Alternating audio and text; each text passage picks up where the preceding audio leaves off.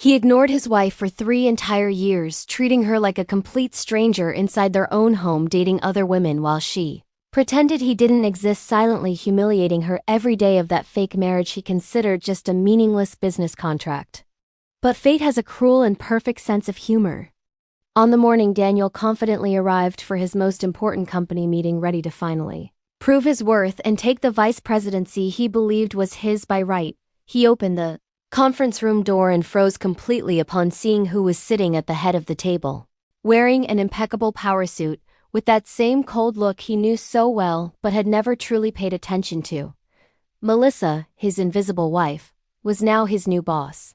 The youngest and most ruthless CEO the corporation had ever seen. And she remembered every single humiliation, every scornful glance, every night he made her feel insignificant. And by the calculated smile on her lips, revenge would be served cold inside that corporate office where he could no longer escape. This is the story of how the man who had everything ended up begging for the attention of the woman he scorned, and you need to stay until the end to find out if she will forgive him or destroy him completely in the process. Rainy Monday morning, another empty space in my king-sized bed. For 3 years, my wife Melissa has been a ghost, gone before sunrise, leaving just a cold spot on the silk sheets. In the kitchen, the same cold note. Coffee's ready. Late meeting. I crumple it, frustrated. Not because I miss her, but because it's a reminder of our sham marriage.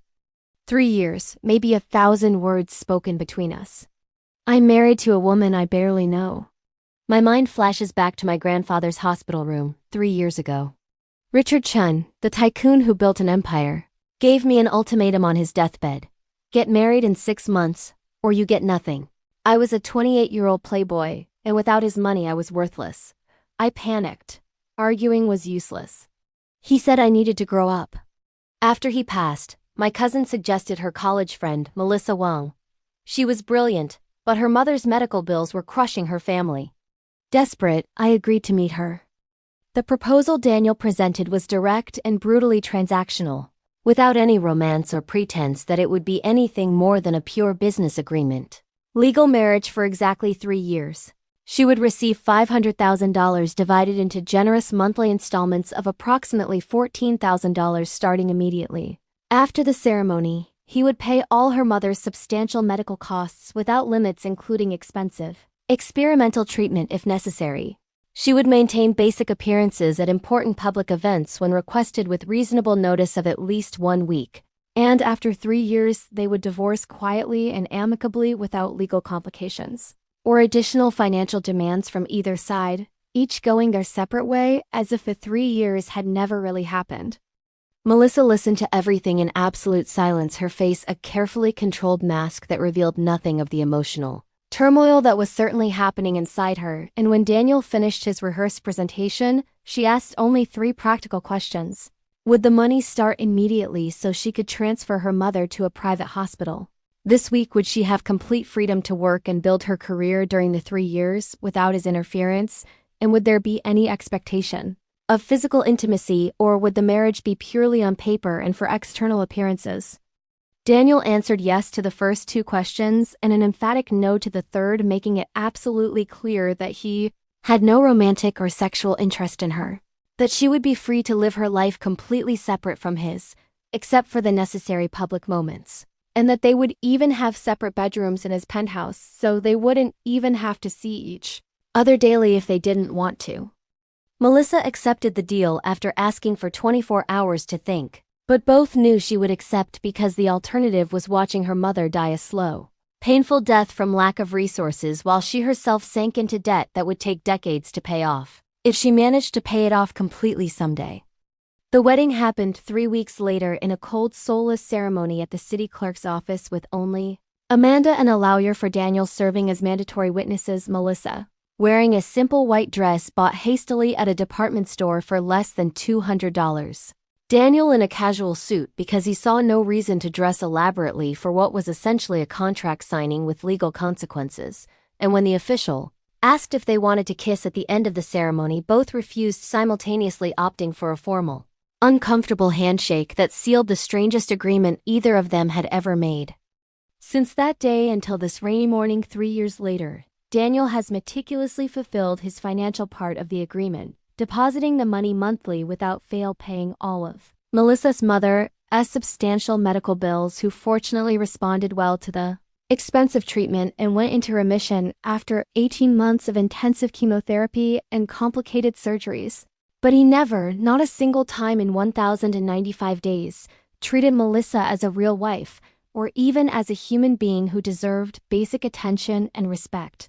To Daniel, Melissa was simply the woman who happened to live in the same huge penthouse as him, who occupied the room furthest possible away, treated like a separate apartment within the shared space, who occasionally appeared by his side at important corporate dinners and charity events, wearing elegant dresses that he paid for but never commented on, smiling politely to executives and business partners who asked superficial questions about what it was like to be married to a Chun, and who then returned silently home and disappeared into her room down the hall, while Daniel often didn't even come home, preferring to spend nights in five-star hotels with his rotating mistresses or at parties that stretched until dawn.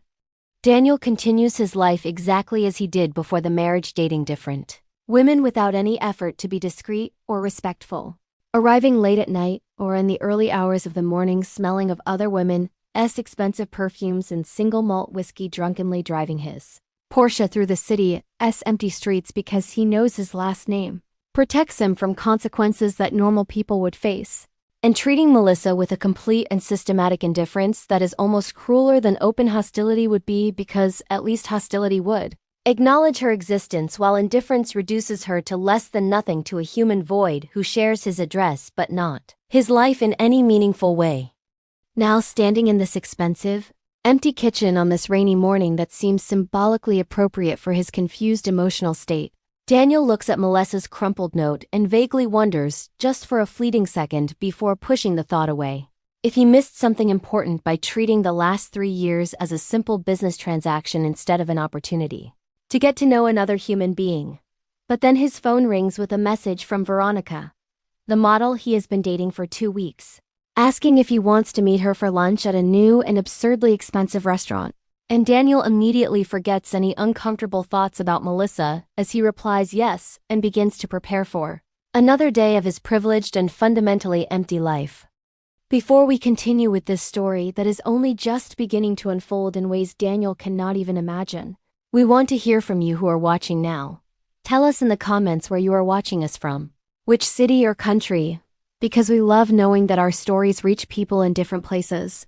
And while you are down here in the comments, don't forget to subscribe to the channel and activate the notification bell so you don't miss any part of this complex journey of transformation and consequences. And if you are already feeling something about Daniel and Melissa and the strange dynamic between them, leave a like so we know you are connected with the story. And at the end of it all, don't forget to rate this story from 0 to 10 to tell us if it touched your hearts in any meaningful way. Now let's continue, because things are about to change drastically for Daniel in ways he is absolutely not prepared to face. While Daniel drinks his coffee alone on that rainy morning, he doesn't even wonder where Melissa actually goes every day when she leaves home at 5 in the morning. Because frankly, he never cared enough to ask, vaguely assuming she worked in some ordinary office doing something irrelevant that didn't deserve his attention. The truth is, Daniel knew very little about the woman he had shared a last name with for 3 years. He didn't know her favorite food, didn't know if she had siblings, didn't know what her dreams or fears were. Because from the beginning he established such a great emotional distance that Melissa became practically invisible to him, just a silent presence who circulated through the house like a polite ghost who cleaned up her own mess and never complained about absolutely anything. In the first months of the marriage, Melissa still tried to be cordial, leaving dinners ready when she knew he would arrive home, politely asking how his day had been, even arranging his ties in the closet in an organized way, small gestures any normal wife would make. But Daniel responded with cold monosyllables or simply ignored her completely, purposefully going out to eat so he wouldn't have to sit at the table with her, leaving the food she prepared to get cold and be thrown away the next day. With time, Melissa simply stopped trying. She perfectly understood the message Daniel sent every day through his brutal indifference. You don't matter. You are nothing more than a temporary obligation. Don't expect anything from me besides the money I owe you by contract. So she adapted, created her own routine completely separate from his, left before he woke up and returned after he went to sleep, kept all her personal belongings in the guest room that became her own private sanctuary. And in the rare moments they crossed paths in the penthouse hallways, they exchanged only polite nods as two executives sharing a corporate elevator. What Daniel never noticed, because he was too busy with his own superficial life, is that Melissa was changing drastically during these 3 years. She was no longer that desperate, frightened young woman who accepted the marriage out of financial desperation. She was transforming into something completely different, something powerful and relentless he would never imagine. In the social events where they were obliged to appear together, Daniel paraded Melissa as a beautiful but unimportant accessory, quickly introducing her to his colleagues and superiors before abandoning her in some corner of the party to go drink with his friends and flirt brazenly with other women right in front of her. Melissa smiled politely at everyone, conversed superficially about the weather and the event's decor, while inside she observed everything with cold, analytical eyes, memorizing every important face, every relevant name, every power dynamic in that corporate world that Daniel thought he dominated but actually barely understood. There was one particularly humiliating night about a year ago when Daniel brought home one of his casual mistresses, a tall, striking model named Veronica, completely drunk after a party, and Melissa happened to be in the kitchen getting water when the two walked in laughing loudly and grabbing each other without any discretion. Daniel froze for just 2 seconds upon seeing Melissa. There had a brief flicker of something that might have been shame or embarrassment, but then simply walked toward his bedroom with Veronica as if Melissa were just a piece of furniture. In the house, something without feelings that could witness his betrayal without it having any consequence. Melissa stood there holding her glass of water, listening to the sounds coming from the master bedroom, and something inside her completely died that night. Or perhaps something new and cold was born. A steel determination that when the 3-year contract ended, Daniel Chun would deeply regret every scorn, every humiliation, every moment he treated her as if she were absolutely nothing. What Daniel didn't know, what he never bothered to find out, is that Melissa Wang was not just an ordinary woman desperate for money. She graduated with honors in business administration from MIT, spoke 5 languages fluently, had an IQ of 152, and before her mother fell ill, she was on a fast track to becoming one of the most promising female executives of her generation, until medical debts completely destroyed her emerging career and forced her to accept that humiliating marriage. But during these 3 years as Daniel's invisible wife, Melissa didn't stand still lamenting her luck. She used every free moment, every sleepless dawn, every solitary weekend to rebuild her career from scratch, doing anonymous online consulting, strategically investing the money she received from Daniel, building a network of powerful contacts who had no idea she was the neglected wife of Chun Enterprises' irresponsible playboy, and slowly, methodically building a professional empire that would soon spectacularly collide with the comfortable, arrogant life Daniel thought would last forever. Daniel finishes his coffee looking distractedly out the enormous window that overlooks the entire city, the skyscrapers piercing the gray clouds of that rainy morning, while mentally preparing his presentation for the crucial meeting that will take place 2 hours from now at the Chun Enterprises headquarters. The meeting where finally, after 3 years of doing essentially nothing productive besides appearing for corporate photos and signing documents that others prepared, he will be promoted to executive vice president, a position he believes is his by right of blood and last name, not by merit or real competence. He doesn't even notice Melissa's crumpled note still in his hand, nor does he wonder why today she wrote something different. A single line that simply read, "Today, everything changes, Daniel. Absolutely everything."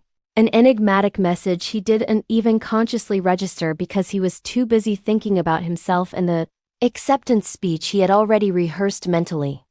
Daniel puts on his $5,000 Italian suit, the impeccable navy blue one he always wears for important occasions, adjusts his silk tie in the mirror without really seeing himself, just checking the superficial appearance that has always been enough to open doors his last name had already unlocked, and descends to the garage where his black Porsche awaits him, gleaming and powerful, a chromed extension of his inflated ego.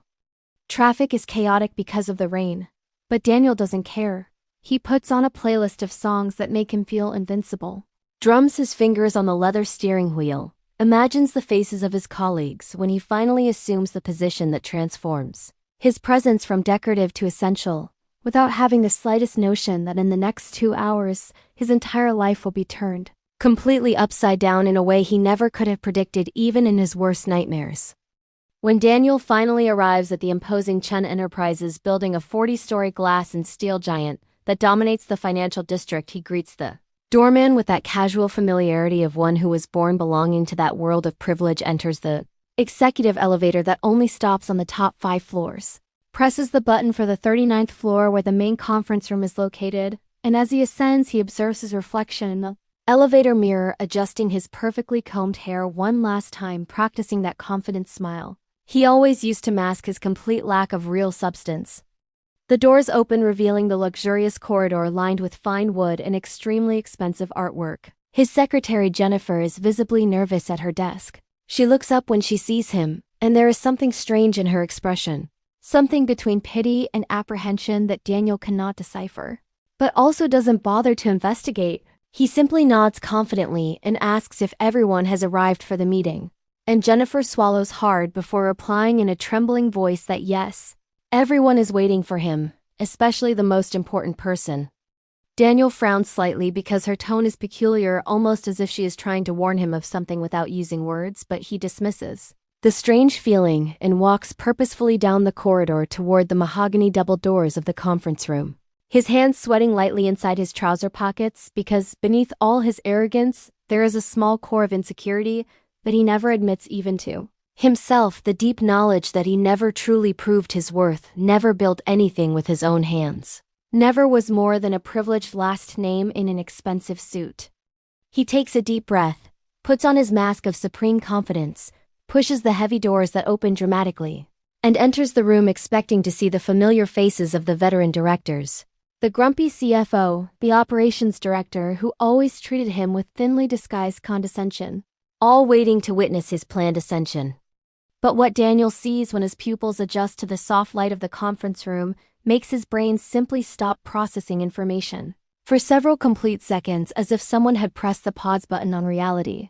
Because sitting in the main chair at the head of the long marble table, wearing an absolutely impeccable charcoal gray suit that screams power and authority, with her hair pulled back in a severe, elegant bun, light but strategic makeup that accentuates her cold, intelligent eyes, is Melissa, his phantom wife, his contractual obligation, the woman he systematically ignored and humiliated for 1,000 consecutive days. And she is looking directly at him with an expression he has never seen before on her face, a mix of predatory satisfaction and icy triumph that makes something churn uncomfortably in his stomach. Daniel blinks several times, thinking he is having some kind of stress-induced hallucination. But no, Melissa is still there, solid and real and impossible. And when she speaks, her voice resonates through the room with an authority he absolutely does not recognize. She says with a small, lethal smile on her perfectly painted dark red lips, "Good morning, Daniel. It's a pleasure to finally have you here on time. Please sit down.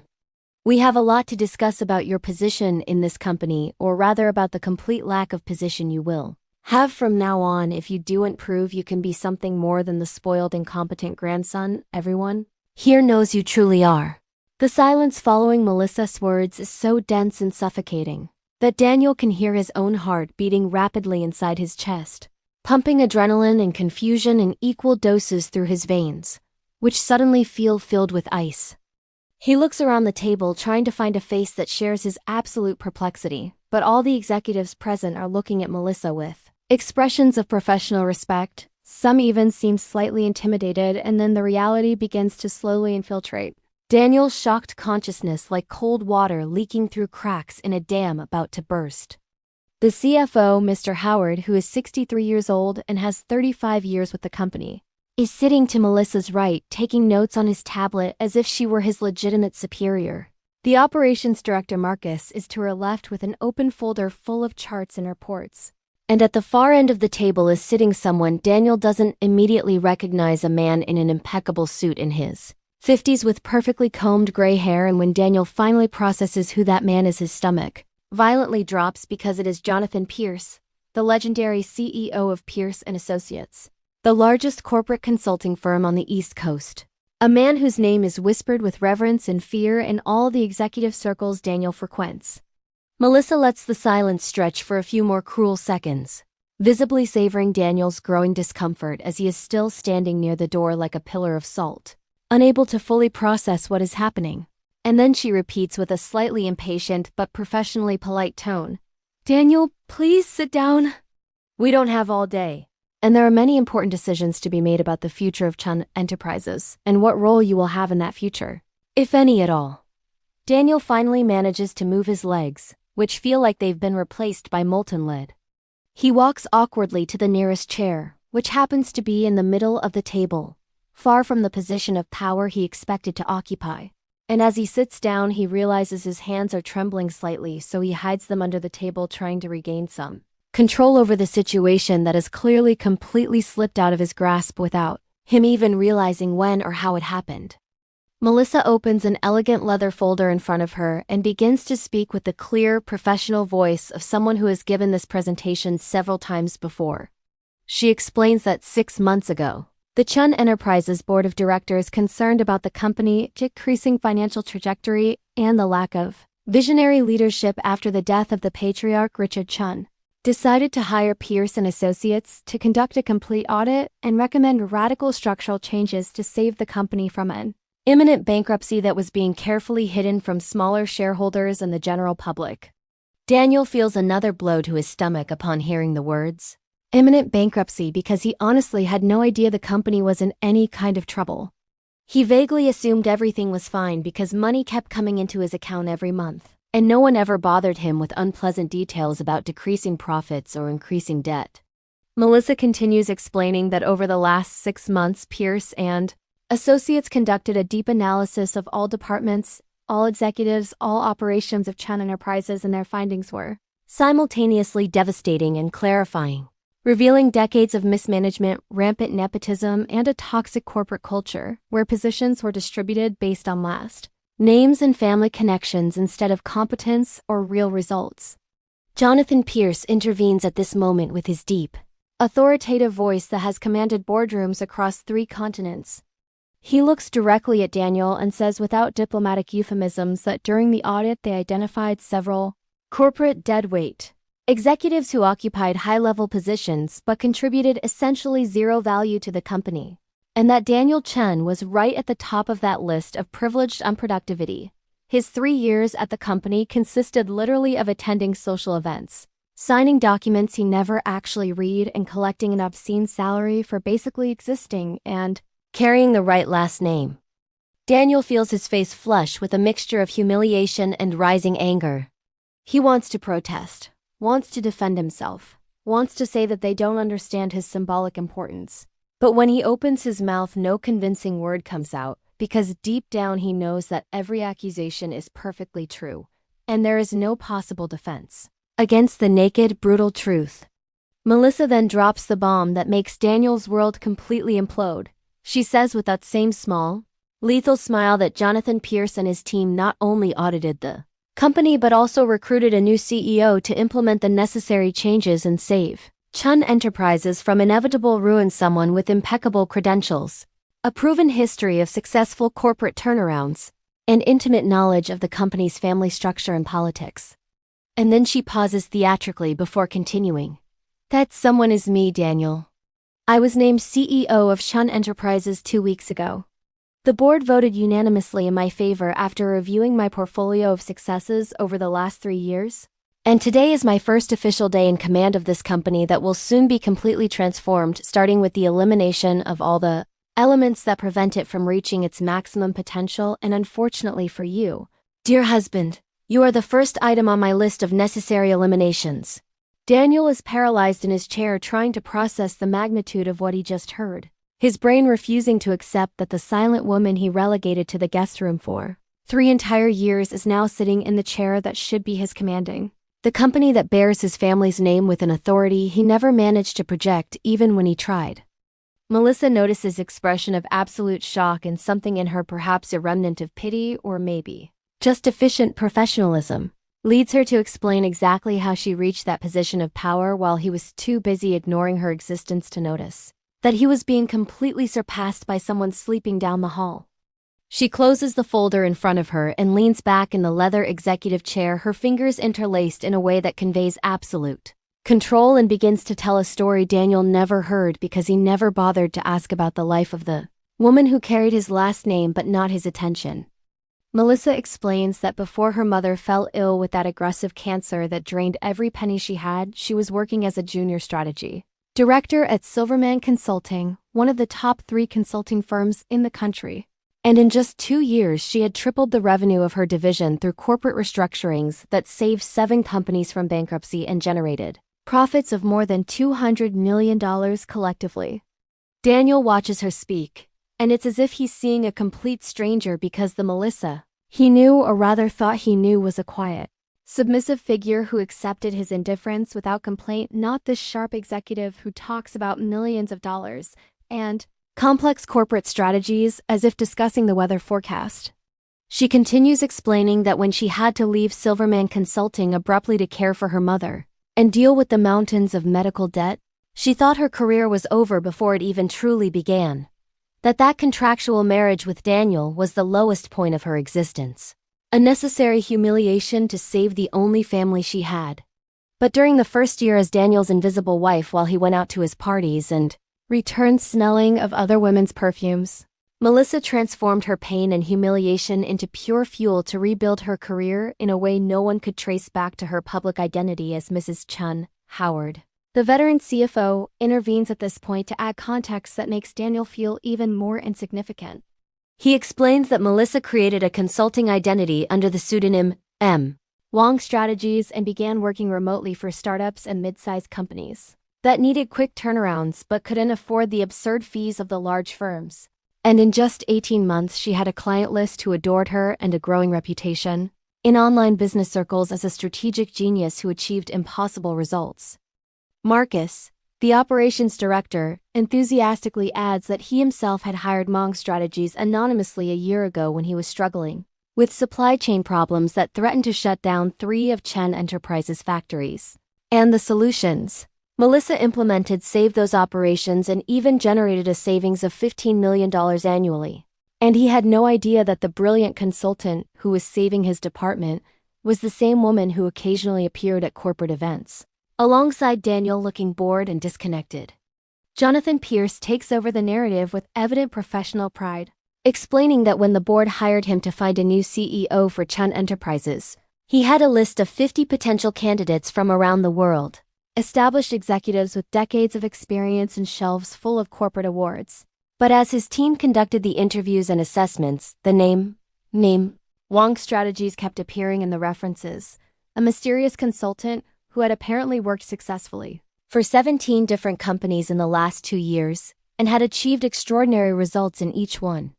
Pierce recounts that it took 3 weeks for his investigative team to discover that Wong was actually Melissa Wong Chen, the wife of the founder's grandson of the company they were trying to save. And when they finally managed to schedule a meeting with her, they were absolutely impressed not only with her portfolio of successes, but with her intimate knowledge of Chun Enterprises' structural weaknesses that she had observed from the inside for 3 years while everyone treated her like decorative furniture. Melissa regains control of the narrative, looking directly into Daniel's eyes for the first time since he entered the room.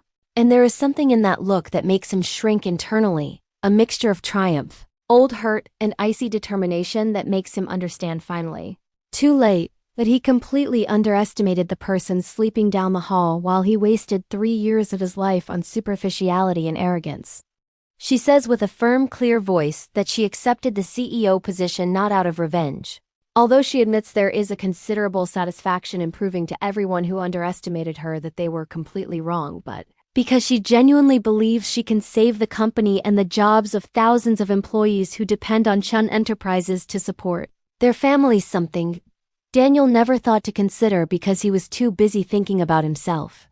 And then Melissa makes a declaration that freezes the blood in Daniel's veins. She says that in the next 6 months she will implement radical changes at all levels of the company, eliminating the nepotism and incompetence that have infested it for decades. And that Daniel will have a very simple choice ahead. Prove that he can be more than his last name. That he can truly learn and contribute and earn his position through genuine merit like any other employee, or he will be gently but firmly removed from the company that bears his family's name, and given his track record, she frankly is not optimistic about which of those options he will choose. Daniel finally finds his voice after minutes of suffocating silence. And when he speaks, his words come out trembling and defensive. He tries to argue that she cannot simply take away what is rightfully his by birthright, that the company bears the Chun name, not Wang, that his grandfather built that empire from scratch, and that therefore the family has non-negotiable rights over the management and direction of the company regardless of any external audit or recommendation. Melissa allows him to finish his pathetic argument without interrupting. And when he finally runs out of words, she responds with a devastating calmness that is much more cutting than any shout could be. She explains that Richard Chen, the grandfather Daniel invokes so much, was indeed a brilliant visionary and builder, but that he died 3 years ago, and what Daniel and the other lazy family members have done since then is slowly destroy that man's legacy through systematic incompetence and disastrous management.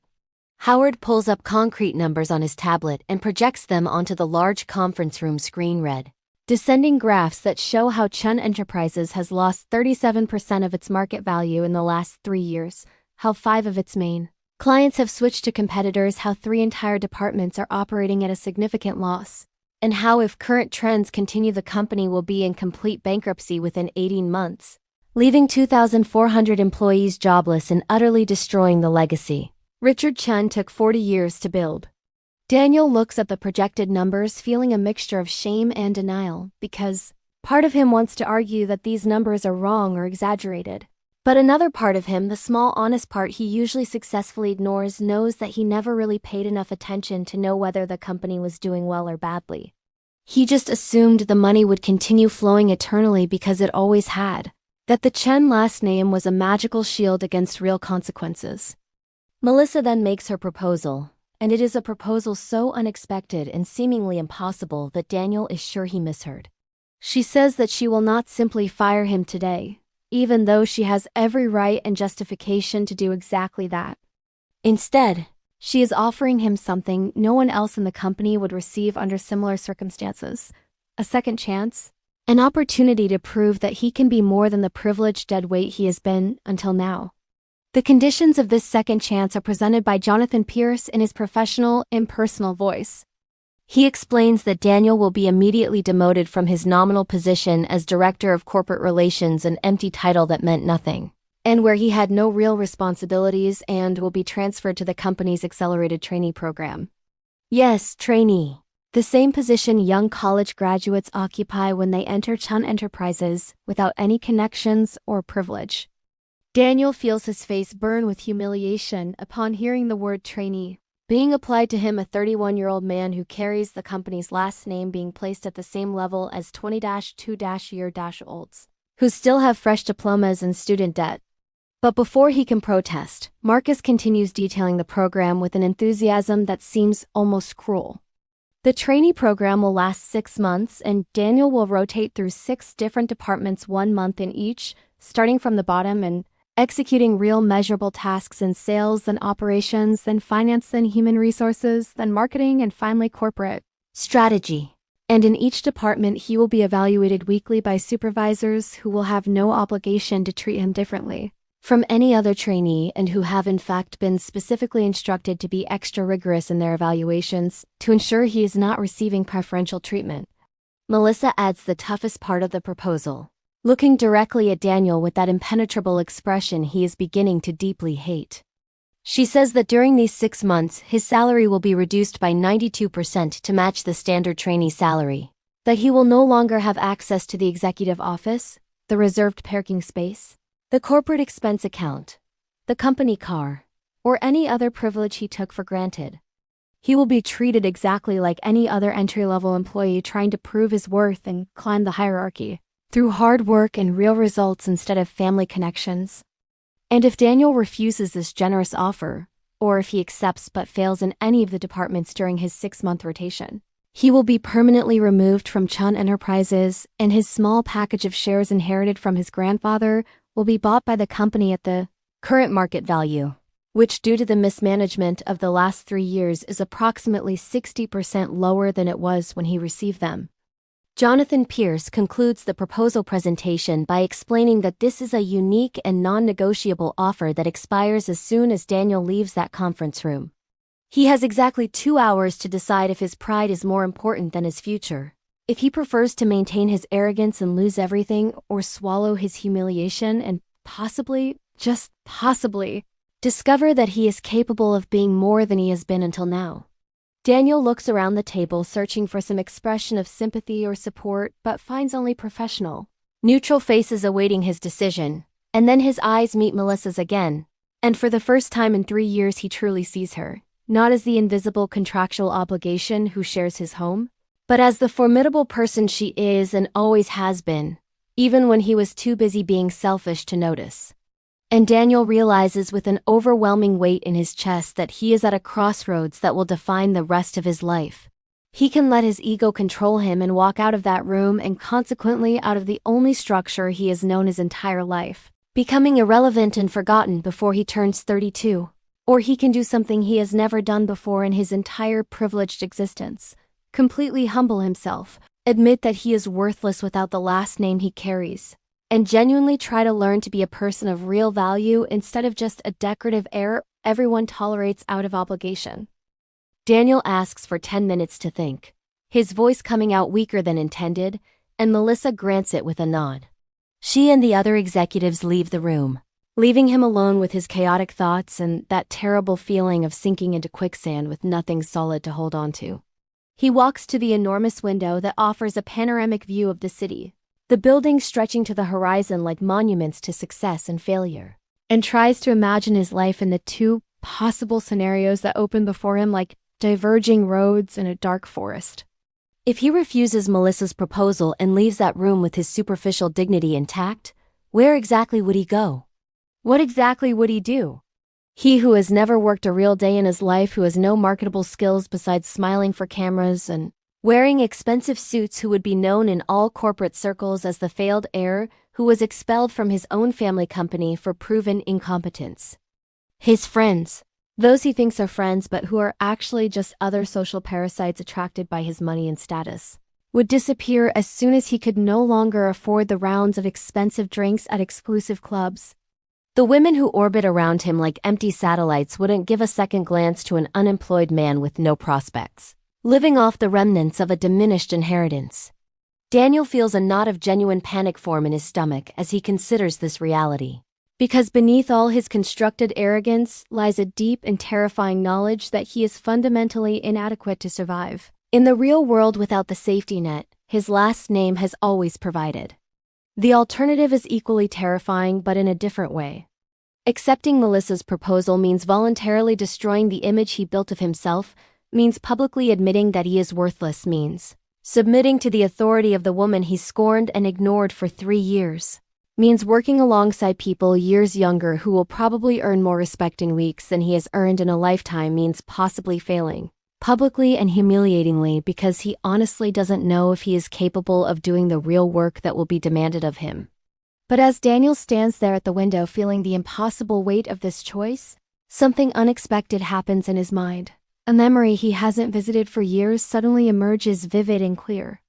He was 12 years old and was in his grandfather Richard's office after school, and the old man was teaching him something about business, and Daniel asked if it was hard to build a company from scratch like he had done, and the grandfather looked at him with those wise, tired eyes and said something Daniel never really processed until this exact moment. "Daniel, my boy, it's not hard to succeed when you are born with advantages. Any fool can ride a wave that already exists. The true test of a man is whether he can create his own waves when he is sinking in the ocean with nothing but his will to survive." At the time, Daniel thought his grandfather was being too dramatic and philosophical, but now standing in that conference room facing the complete destruction of his comfortable identity, he finally understands what Richard Chen was trying to teach. That untested privilege is just weakness in disguise. That he will never know who he truly is until all the advantages are stripped away and he is forced to prove his worth through real actions instead of accidents of birth. When Melissa and the others return exactly 10 minutes later, they find Daniel still standing by the window, but with a different expression on his face. No longer the defensive arrogance of before, but something closer to determined resignation.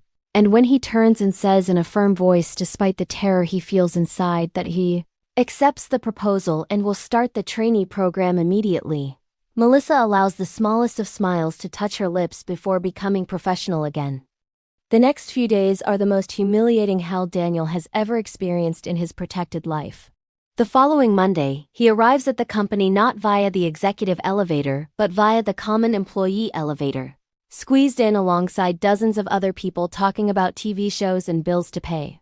And when he exits on the 4th floor where the sales department is located, his first month of rotation, the looks he receives are a mixture of malicious curiosity, evident satisfaction, and deep doubt about how long he will last before giving up. His supervisor in the sales department is a 43-year-old woman named Patricia Reeves, who started at Chun Enterprises as a receptionist 20 years ago and climbed every rung of the hierarchy through brutal work and consistent results. And when she looks at Daniel on his first day, it is with an expression that makes it perfectly clear that she has no sympathy for fallen playboys and will expect the exact same results from him as she would from any other trainee, or he will be out.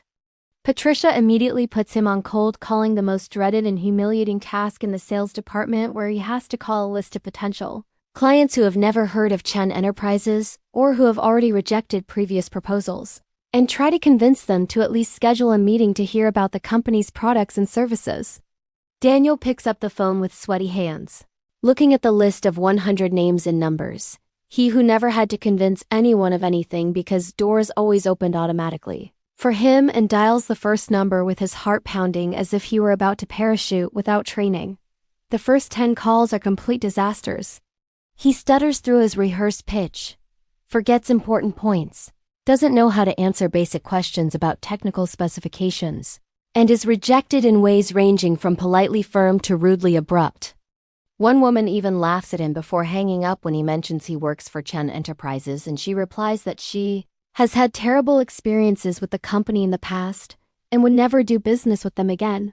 At lunch on the first day, Daniel sits alone in the common employee cafeteria eating a mediocre sandwich he paid for with his own money because he no longer has an expense account, and watches groups of colleagues laughing and chatting at their tables, while some glance at him and clearly gossip about his spectacular downfall. And for the first time in his life, Daniel feels the bitter taste of being a social outcast, of being the subject of jokes, instead of being at the center of admired attention. In the afternoon, Patricia assigns him to organize the archive of old clients, an administratively tedious task that would normally be delegated to an intern. And while Daniel is sitting at a small, uncomfortable desk and putting information into endless spreadsheets, he sees Melissa passing through the glass wall corridor heading to an important meeting, surrounded by advisors and executives who hang on her every word. The contrast between where he is now and where she is so brutal that Daniel has to swallow a bitter taste of something that might be envy or admiration or a confused mixture of both. By the end of the first week, Daniel has made exactly 3 successful sales out of a total of 240 calls, a pathetic conversion rate of 1.25% that Patricia points out with surgical precision during their weekly evaluation meeting. And she makes it clear that if his numbers don't dramatically improve in the coming weeks, he will fail in this department, and, consequently, in the entire program, losing his last chance at the company. Daniel returns home that Friday night exhausted in a way he has never experienced before. Not just physically tired but emotionally drained, his voice hoarse from talking on the phone all day, his fingers sore from typing, his ego completely crushed by an entire week of constant rejection and humiliation. And when he walks into the silent, empty penthouse because Melissa is still working as she always is, he collapses onto the sofa and for the first time since he was a child feels like crying from pure frustration and despair, wondering if he made the right choice or if he merely prolonged his inevitable agony. The following weeks blur into a haze of small failures and daily humiliations that wear Daniel down in ways he didn't know were possible. Every morning he wakes up before his alarm with that sense of dread in his stomach, knowing another 8 or 10 hours of rejection and inadequacy await him at the office. His sales numbers marginally improve to a 2% conversion rate, but are still far below the department average of 6%. And Patricia misses no opportunity to point out this disparity during every team meeting where results are shared publicly. Daniel begins to notice something interesting but painful happening inside him during these brutal weeks. He is developing genuine empathy for the ordinary employees of Chun Enterprises for the first time, those he never truly saw as real people before but only as anonymous cogs in the machine that produced his comfortable lifestyle. He chats during coffee breaks with Sandra, who has worked in sales for 7 years and supports 3 children alone on her salary while her ex-husband is unemployed and gone. She arrives at 7 in the morning and leaves at 7 at night and still finds the energy to smile and joke about difficult clients, and Daniel realizes she makes the number of sales in a week that he failed to make in an entire month. And when he timidly asks how she manages to handle the constant rejection, Sandra laughs and says you simply learn it's not personal, that every no statistically gets you closer to a yes, and that at the end of the day she is doing it for the faces of her children waiting at home, not for ego or external validation. Daniel also spends time with Marcus, not the operations director, but another. Marcus, a real trainee of 23, freshly graduated in business from a modest state university without connections or privilege, just hard work and genuine ambition, and this young Marcus is consistently outperforming Daniel on every metric while still finding time to study at night for additional certifications that will increase his market worth. One night, Daniel is working late, desperately trying to prepare a presentation for an important potential client that Patricia finally entrusted to him after weeks of mediocre performance, and he is stuck, unsure how to structure the proposal convincingly. When he looks around the almost empty office, he sees Melissa still in her office on the 39th floor, the light still on, despite it being past 10 at night. And something in him breaks a little, that wall of pride that has kept him separate from her, even living in the same house. Daniel does something he hasn't done a single time in 3 years of marriage. He takes the elevator to the executive floor, hesitates, knocks on Melissa's office door, and when she looks up from her documents with an expression of genuine surprise because he has never voluntarily sought her out for anything, he asks in a small, vulnerable voice if she has 5 minutes to help him with the presentation because he's completely lost and doesn't want to fail but also doesn't know how to succeed. Melissa observes him for a long moment, her intelligent eyes analyzing whether this is manipulation or genuine vulnerability. And she must decide that it is genuine because she motions to the chair across from her desk and says she can give him 15 minutes before having to return to the quarterly reports she is reviewing. What happens over the next 15 minutes, which stretch into 45, is revealing for both of them in unexpected ways. Melissa looks at Daniel's pathetic presentation and immediately identifies all the problems, not just the technical errors but the fundamental ones. She realizes he is trying to sell based on product features when he should be selling based on solutions to the client's problems. That he is using generic corporate language when he should be telling specific stories. That he is focusing on why Chun Enterprises is great when he should be focusing on why the client would benefit from the partnership. Melissa starts rebuilding the presentation with him, asking questions that force Daniel to think differently, to consider perspectives that never occurred to him, to genuinely put himself in someone else's shoes instead of just projecting his own assumptions. And as they work together, Daniel realizes that this is the longest and most substantive conversation they have ever had in 3 years of marriage, and that he is seeing for the first time the brilliant mind hidden behind that cold professional facade. When they finally finish, it is past midnight, and the presentation is completely transformed, unrecognizable from the weak version Daniel brought in. He is about to thank her and leave when Melissa asks a question that catches him completely off guard. She asks why he accepted the trainee program when it would have been much easier for his ego to simply walk away and live comfortably off the money he already has. Daniel hadn't prepared an answer for that question, and what comes out of his mouth surprises him as much as it surprises her. He says honestly that for the first time in his life, he wants to know who he is without the last name, without the privileges, without the crutches that have always prevented him from truly trying and therefore from truly failing or truly succeeding. That these last few weeks have been the most miserable of his existence, but also strangely the most real. The only ones where he felt he was living a genuine life, instead of just occupying space in a prefabricated existence. Melissa watches him speak, and something subtly shifts in her expression, not exactly softening but becoming less impermeable, and she says something that sounds almost kind, though still professional. If you truly believe that, Daniel, if you truly want to be more than you have been, then you need to stop trying to do things the way you always have and expect different results. You need to genuinely learn, Genuinely listen, genuinely try. Not for your ego, but because you genuinely care about the outcome. They part that night without touching the giant elephant in the room that is their marriage, which officially ends in less than 3 months, but something imperceptible has changed in the dynamic between them. A tiny crack in the wall Daniel built through 3 years of indifference. The presentation Daniel gives 2 days later, using the structure Melissa helped him build, is the first real success he has in the trainee program. The client not only agrees to schedule follow-up meetings, but places an initial order of $130,000. And Patricia looks at Daniel with an expression that might be the microscopic beginning of reluctant respect. And for the first time since this waking nightmare began, Daniel feels something other than inadequacy and despair. He feels a small but real spark of genuine pride for something he actually achieved through effort instead of inherited through genetic luck. The following months witness a transformation in Daniel that no one, especially himself, would have predicted possible. It's not a dramatic and instantaneous change like in the movies, but a slow and often painful evolution where he stumbles more often than he succeeds, but crucially, keeps getting up and trying again instead of quitting. After the brutal month in sales where he finally reached a 5% conversion rate in the last week, enough to scrape by, but pass, Daniel is rotated to the operations department, where Marcus, the veteran director, not the young trainee, immediately puts him to work on the factory floor in one of the company's manufacturing facilities located an hour away from the city.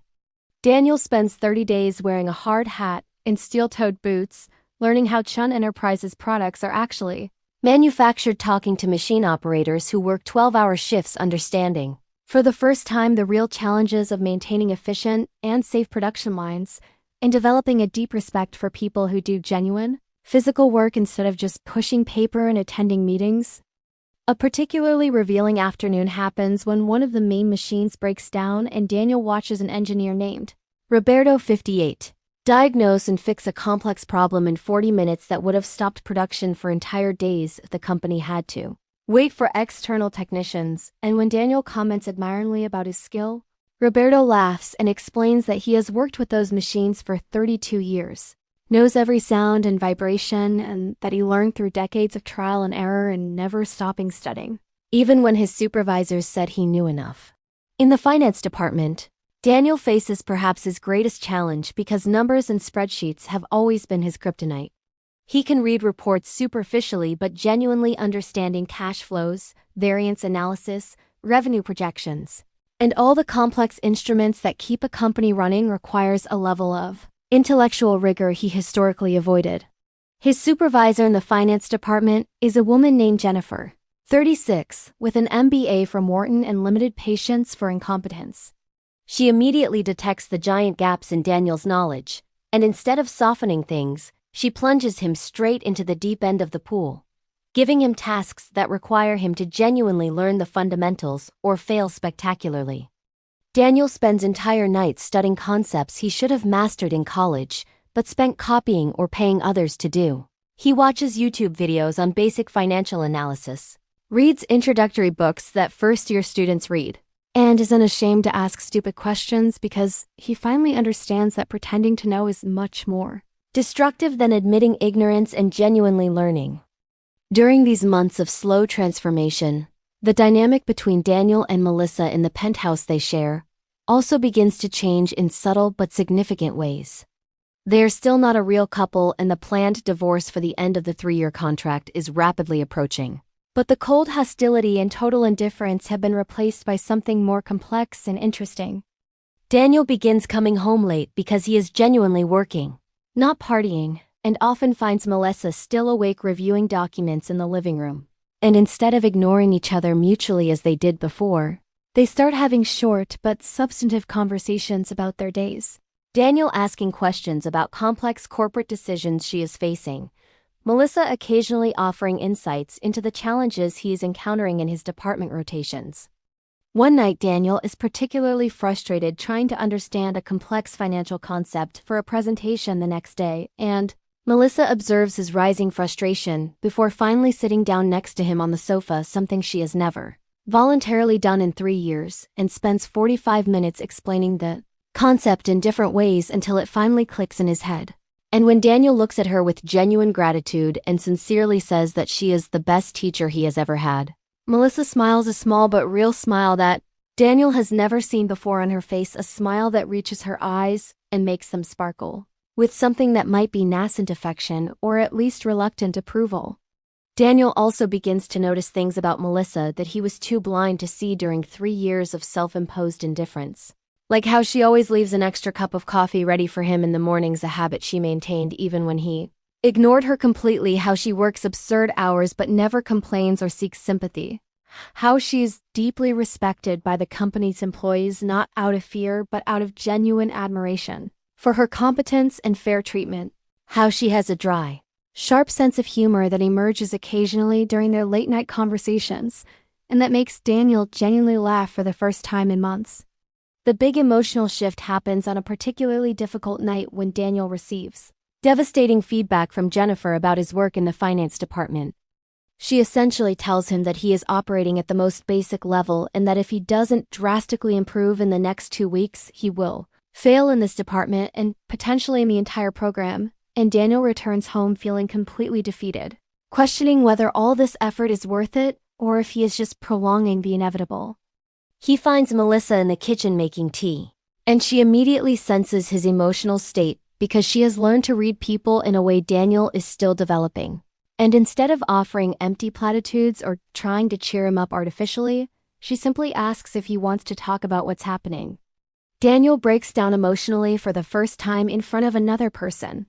He tells her about Jennifer's brutal feedback, about how he feels he is fundamentally stupid for this kind of work, about how every day is a struggle against the voice in his head that says he will never be good enough and that he was born to be just a useless heir living off crumbs of the empire smarter people built. And for the first time in 3 years, Melissa touches him voluntarily, placing her hand on his arm in a way that is comforting without being romantic. And she says something that cuts through all the confusion and self-deprecation. Daniel, you are not stupid. You were just never forced to fully use your brain because there were always shortcuts available. But in the last 4 months, I have seen you learn more and grow more than most people grow in entire years. And the fact that you are struggling doesn't mean you are failing. It means you are finally doing something difficult enough to be worthwhile, so stop feeling bad about not being instantly good at everything and keep doing the work, because at the pace you are improving, you really can become someone impressive. Melissa's words touch something deep in Daniel, not just what she said, but the fact that she noticed his growth when he was so focused on his failures that he lost sight of how much he had actually evolved. And in that moment, something fundamentally shifts between them. Not sudden love or instant forgiveness for 3 years of negligence, but the beginning of genuine mutual respect, and perhaps the first seed of what could eventually become something deeper if they had enough time, before the imminent divorce permanently divides their lives. Daniel is in his 5th week in the finance department, finally starting to understand concepts that once seemed impossible when a crisis explodes at Chen Enterprises that threatens to destroy all the recovery work Melissa has implemented in recent months. And, ironically, it's a crisis that directly involves the Chen family and thus puts Daniel in an impossible position, where he will have to choose between family loyalty and doing the right thing. It turns out Daniel's uncle Marcus Chen, a 52-year-old man who is the younger brother of the late Richard Chen and who always resented not inheriting complete control of the company, discovered the radical changes Melissa is implementing, and particularly how she's eliminating lucrative but unethical contracts the company had with corrupt suppliers who coincidentally or not have direct connections with Marcus and his friends on the board of other companies. Marcus calls an emergency board meeting, alleging that Melissa is exceeding her authority as CEO and harming the company's profitability through her idealistic reforms. He presents manipulated figures that make it seem like the company is losing money under her management, when in reality it is only losing dirty revenue that came from questionable practices that Richard Chen would never have approved if he had been alive and lucid in his final years. The board meeting is scheduled for a Friday morning, and Marcus spends the previous week aggressively lobbying board members, most of whom are older men who were already uncomfortable having a young female CEO and who are happy to have an excuse to question her, and he essentially builds a coalition to vote for Melissa's removal and her replacement by someone more pliable who will restore the corrupt status quo that benefited a few at the expense of the company's long-term health. Melissa discovers the conspiracy on Wednesday through Howard, the loyal CFO who overheard rumors and did his own investigation, and she immediately realizes that she's in real danger of losing everything she has worked to build, not because her reforms are failing but because they threaten powerful interests that prefer easy profits to corporate integrity.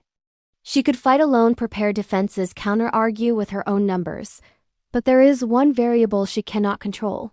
Daniel, who technically still has the Chun last name and therefore some influence over board members who respect the family dynasty and whom Marcus is definitely trying to recruit to his side by playing the family loyalty card and reminding Daniel of all the times Melissa humiliated him by implementing the trainee program. Marcus seeks Daniel out on Thursday afternoon, invites him to an expensive lunch at an exclusive restaurant where they used to meet regularly before all this confusion began. And during lunch, Marcus presents his version of events in a way that superficially seems reasonable and seductive. He says he understands Daniel has been through a difficult time in recent months, that he was unjustly humiliated by an outsider who entered the company through a marriage of convenience and is now trying to destroy the legacy Richard Chen built with such sacrifice, that it's time for the Chun family to take back control of what is legitimately theirs. And that if Daniel supports Marcus in the board meeting tomorrow, he will be immediately restored to an executive position appropriate to his last name, with full salary and all the privileges he deserves. And more importantly, he will receive the respect that was unjustly denied to him by this ambitious woman who clearly manipulated the system in her favor. Marcus paints Melissa as a calculating villain, presents the manipulated figures as evidence of her incompetence, appeals to Daniel's wounded ego by recalling every trainee program humiliation, and offers an easy way out of all the suffering. Just show up at the meeting tomorrow and vote with me, and everything will go back to how it was before, comfortable and easy. Daniel listens to all this, feeling a whirlwind of conflicting emotions, because part of him, the lazy and weak part that still exists despite the months of growth, is tempted by Marcus's offer, the promise of restoring his comfort without further struggle or effort. But another part of him, the new part that grew through nights studying difficult concepts and days being rejected by clients, and weeks learning from people who genuinely care about their work, recognizes the manipulation in Marcus's words and understands that accepting his offer would be to destroy everything he has built in the last 5 months. It would be proving that he truly hasn't changed fundamentally, that given the first opportunity to choose ease over integrity, he would choose as he always chose before. Daniel tells Marcus that he needs to think about it and will give his answer tomorrow at the meeting. And Marcus smiles confidently because he thinks he knows his nephew thinks he knows the weakness of character that is always defined. Daniel Chen, not realizing that the person sitting across from him is no longer exactly the same person he was 5 months ago. That night, Daniel returns to the penthouse, finding Melissa working as always, but this time she looks different. There is a tension in her shoulders he has learned to recognize. A worry in her eyes she tries to hide but cannot completely, and he knows she knows about tomorrow's meeting and about what is at stake, but she doesn't mention anything to him, doesn't ask for his support, doesn't try to convince him or manipulate him because Melissa respects him and herself too much to beg. She will simply continue doing her job until she is prevented from doing so. Daniel sits across from her and asks directly, "Marcus approached me today, offered a deal if I vote with him tomorrow against you on the board. Do you want to tell me your side of what guess happening, or are you going to let me find out alone?" Melissa observes him for a long moment and then does something unexpected. She closes her laptop, leans back in her chair, and tells him everything with a brutal honesty she wouldn't have offered 5 months ago, because she wouldn't have believed he would care or understand. She explains that when she took over as CEO, she discovered a network of systematic corruption that infiltrated every level of the company, inflated contracts with suppliers who paid kickbacks to executives including Marcus, questionable accounting practices that hid real losses while reporting artificial profits, relationships with clients that violated environmental and labor regulations but generated high revenues, and that over the last few months she has methodically cleaned up this rot, even knowing it would make powerful enemies in the process. Melissa shows Daniel the real numbers, not the manipulated ones. Marcus presented documented evidence of illegal practices, compromising emails, financial records that prove beyond any doubt that Marcus and his allies were essentially stealing from the company while driving it to bankruptcy, and that her reforms are not harming Chen Enterprises, but saving it from an inevitable collapse that would happen within a year if nothing changed. She tells Daniel with a firm but not emotionless voice that she completely understands if he chooses family over her, that she won't blame him because blood ties are powerful and she is just the woman he was forced to marry for convenience, but that she hopes no. She knows that he is smart enough now, after everything he has learned in recent months, to see through Marcus' lies and make the right decision, not for her but for the company.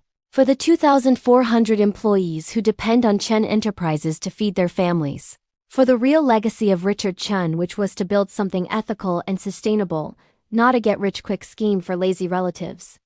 Daniel spends the entire night awake in the master bedroom, which finally feels less empty because Melissa occasionally shows up there now for late-night talks that stretch until 2 in the morning. He reviews all the documents she showed, cross-references them with things he learned in the finance department, and most importantly, deeply examines his own character, asking himself who he really is now. Still the superficial playboy who chooses ease above all else, or someone new who is slowly emerging through months of hard work and instructive failures and small, honestly earned victories. When the sun rises on Friday, painting the city golden and orange through the penthouse's enormous windows, Daniel has already made his decision. He puts on his most serious suit. Not the ostentatious $5,000 one, but a discreet gray one he bought with his trainee salary. And before leaving, he finds Melissa in the kitchen already dressed for battle in her black power suit that makes her look simultaneously vulnerable and indestructible. They look at each other for a long moment, charged with unspoken meaning, and Daniel simply says, "I am going to be there today and I am going to do the right thing, not for you specifically, but because it's what Grandpa would have done, it's what the person I am trying to become would do." And Melissa allows a small genuine smile to touch her lips before responding. "I know, Daniel. I always knew you would get here eventually. I was just waiting for you to realize it for yourself." The boardroom at the 40th floor of Chen Enterprises is tense as a wire about to snap when Daniel walks in at exactly 9 in the morning. All 11 board members are already present, seated around the gigantic oval table made of imported noble wood, and the factions are immediately obvious through body language and positioning. On one side, Marcus and 4 allies who look confident and predatory. On the other, Melissa and 3 loyal members including Howard and Jonathan Pierce, who look prepared for a battle they know they might lose, and in the middle, 3 undecided members who will clearly be influenced by what happens in the next few minutes. Marcus smiles widely when he sees Daniel enter, a smile of premature triumph because he assumed that yesterday's lunch sealed the deal and that his weak nephew would choose, as he always chose before, the path of least resistance and greatest personal benefit. The meeting formally begins with the board chairman, a 71-year-old man named George Hartman, who served with Richard Chen for 3 decades and who is visibly uncomfortable with this entire situation. He presents the agenda, declaring that Marcus Chen has requested a review of the current management and a vote of confidence in the leadership of CEO Melissa Wong Chen. Marcus takes control of the room with the confidence of someone who has already counted the votes and knows he has won. He presents his accusation methodically, using professionally prepared slides that show revenue declines since Melissa took over, lucrative contracts that were canceled under her management, long-term relationships with important clients that were harmed by her inflexible policies. And he paints a convincing yet completely dishonest picture of an idealistic, inexperienced CEO who is destroying a solid company through unnecessary reforms motivated by personal pride rather than business pragmatism. Melissa listens to everything without interrupting, her cold, calculating eyes observing every reaction around the table.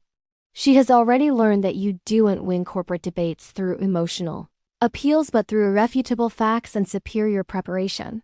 And when Marcus finally finishes his presentation and sits down with that satisfied smile, Melissa calmly opens her laptop and projects her own slides that systematically destroy every argument he made.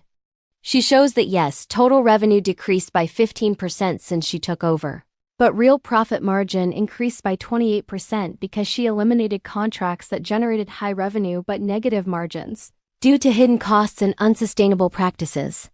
She demonstrates that the client relationships that were harmed were with companies that were under federal investigation for environmental violations, and that maintaining those relationships would have exposed Chun Enterprises to massive lawsuits and irreversible reputational damage.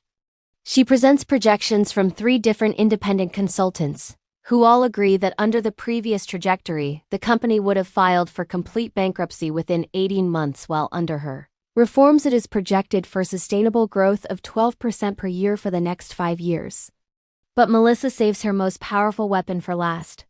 She projects documents that her legal team discovered during internal audits, evidence that Marcus and 2 of his allies on the board were receiving indirect payments from suppliers through shell companies' emails where they discuss how to manipulate financial statements to hide real losses, recordings of calls where Marcus explicitly instructs subordinate executives to violate federal regulations because we've never been caught before and we won't be now.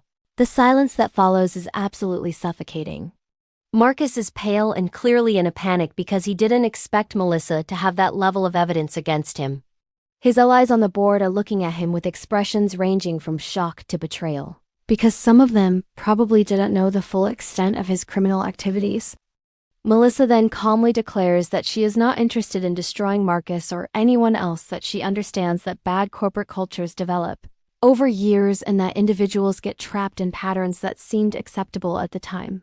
But that from now on Chun Enterprises will operate with total integrity and complete transparency, or she will resign immediately and take with her the other talented executives she recruited, effectively leaving the company in the hands of people who will drive it straight into the bankruptcy that Richard Chen would have considered an unforgivable betrayal of his legacy.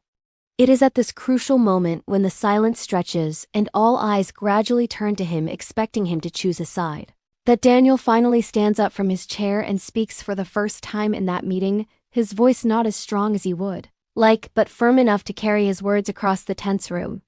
Daniel says, looking directly at Marcus, that he reviewed all the evidence both sides presented, that he spent the last 5 months intimately learning how every department in this company operates, and that as Richard Chun's a grandson, and therefore someone who carries a special responsibility for the founder legacy, he cannot in good conscience support any action that puts personal interests above the long-term health of the company and the well-being of its thousands of employees.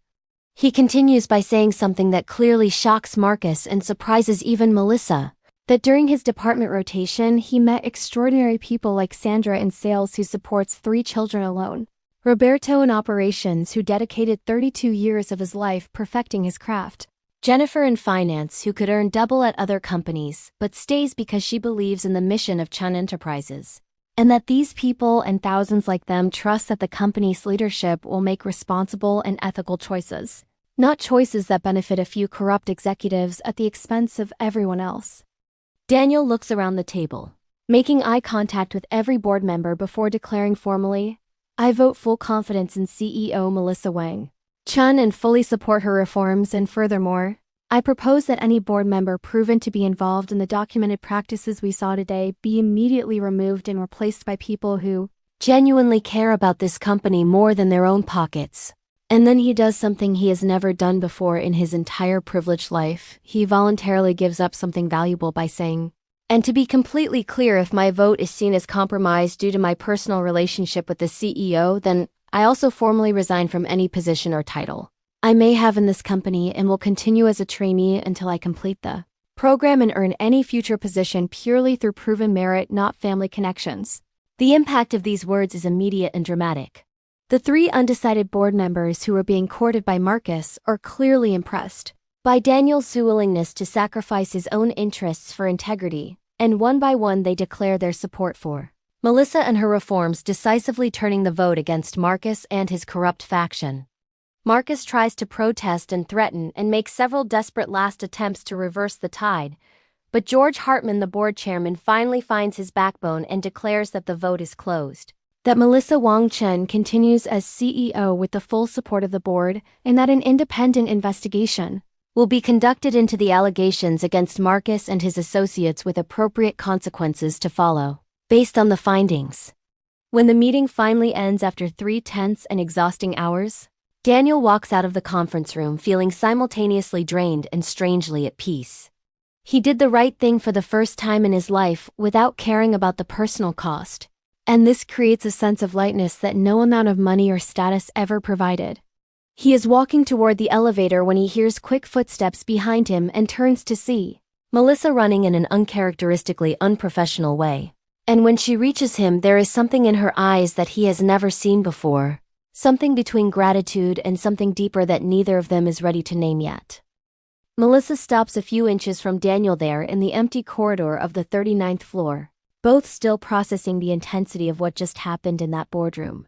And for the first time since she entered his life 3 years ago through that cold, transactional contract, Daniel sees real tears glistening in the corners of her eyes, although she refuses to let them fall, because Melissa Wong Chen does not cry in professional settings no matter how emotionally shattered she is.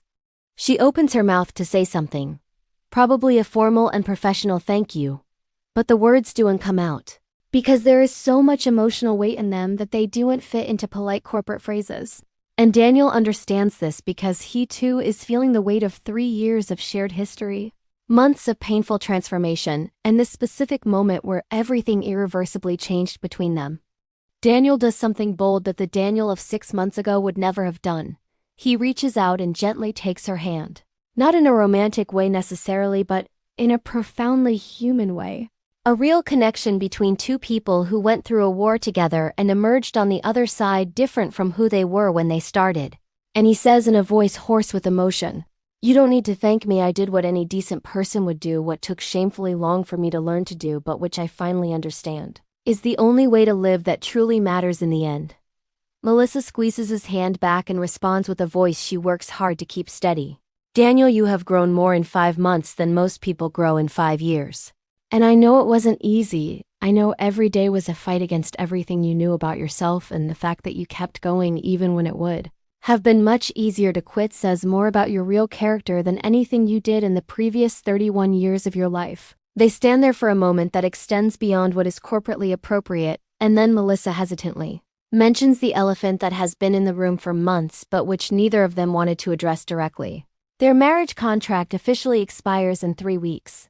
3 full years since that cold day at the city clerk's office where two desperate strangers made a deal that seemed simple at the time but proved infinitely more complicated as time passed. She says that technically they should start the divorce proceedings immediately. That's what they agreed upon from the start. That she neither expects nor wants anything beyond what was stipulated in the original contract. And that she completely understands if Daniel wants to move on with his life now that he has transformed into someone who truly has a bright future ahead, instead of just a privileged last name. Daniel listens to all this and then surprises both of them by saying something he didn't plan in advance, words that simply come from his heart, without passing through the approval of his rational brain. What if I don't want the divorce? What if I want to try again, but the right way this time, not as a business contract, but as two people who genuinely know and respect and possibly eventually care for each other in ways that go beyond transactional arrangements? Melissa looks at him with a complex expression that mixes surprise, caution, and something that might be carefully guarded hope.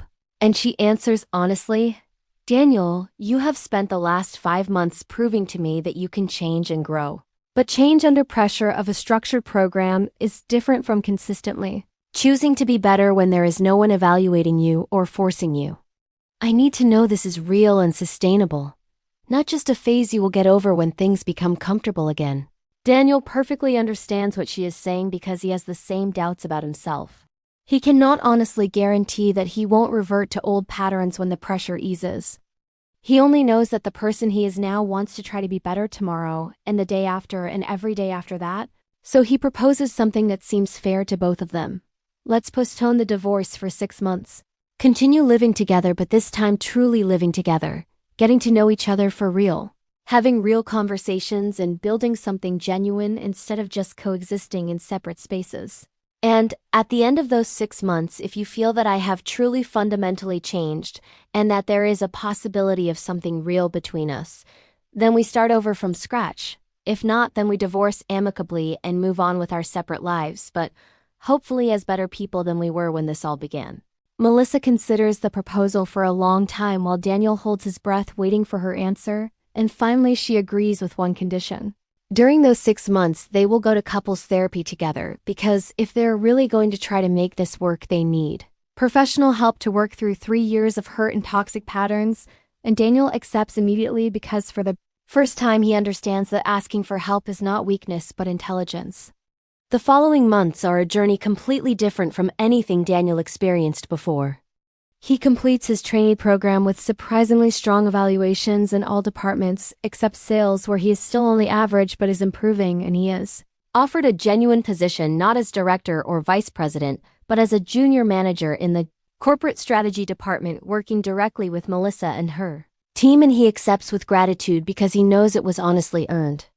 At home in the penthouse that finally feels like a home instead of a shared hotel by strangers, Daniel and Melissa slowly build a shared routine.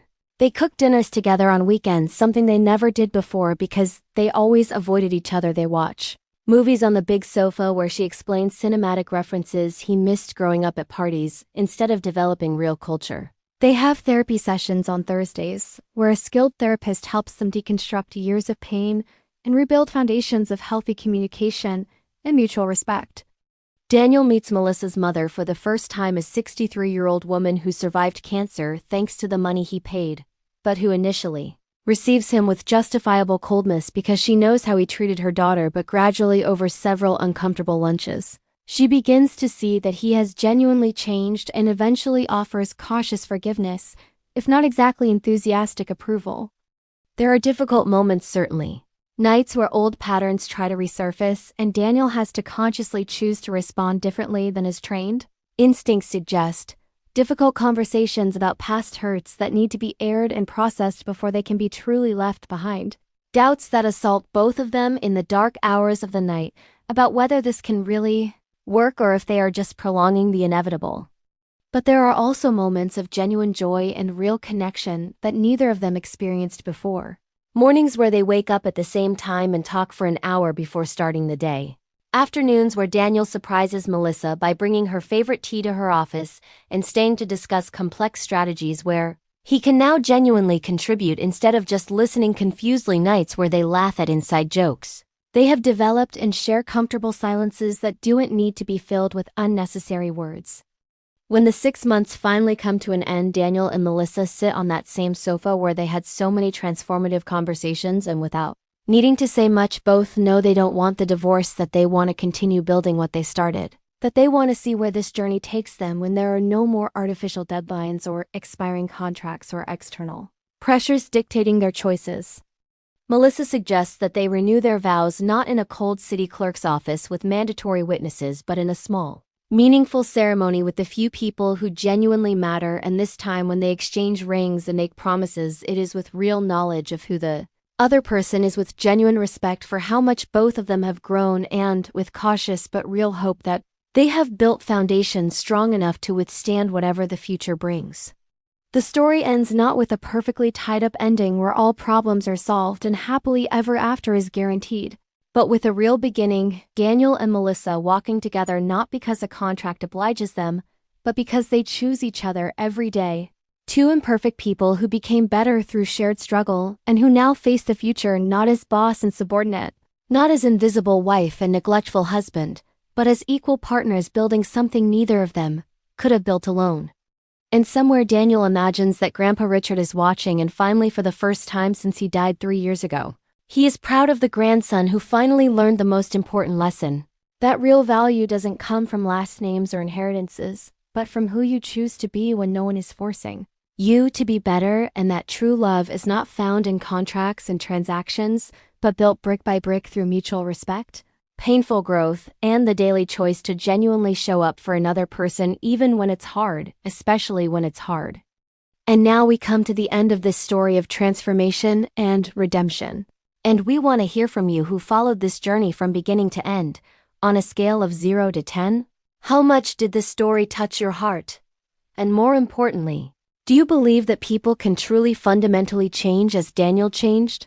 Or do you think leopards never change their spots and that Melissa was naive to give him a second chance? Comment below your honest opinions, share your own experiences if you have seen similar transformations in your lives, and if this story resonated with you in any way. Don't forget to subscribe to the channel and give a like so we can continue bringing stories that explore the complexity of human relationships and the ever-present potential for growth and redemption, even when it seems impossible.